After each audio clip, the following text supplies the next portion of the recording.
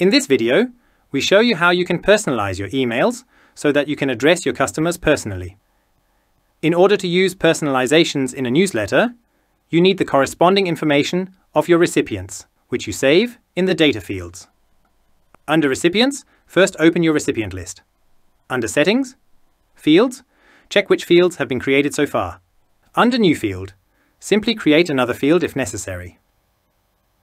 I create here a field for the salutation and select Salutation as the field type. If you leave the check mark at Intergroup, you can see this field in all recipient lists. On the other hand, a list field is only visible in this recipient list. Next, I create the field First Name. By the way, for the names the field type is Text. You need the field type, Date, for a field like birthday, for example. The content in the field Online Text is shown in the online version of an email or the newsletter archive. Now you can import data into this field via an import. We will show you how to import a list into CleverReach in a separate video. We have opened an email now.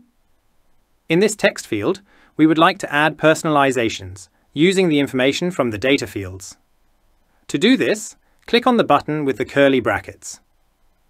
Under Global Placeholders, you will find the intergroup fields, and under List Fields, you will find the list fields. Here, you will also find the field for the salutation that you have just created. We would like to insert a salutation and first name in this email. We use here the individual salutation to address all female customers with Dear and all male customer with Hello.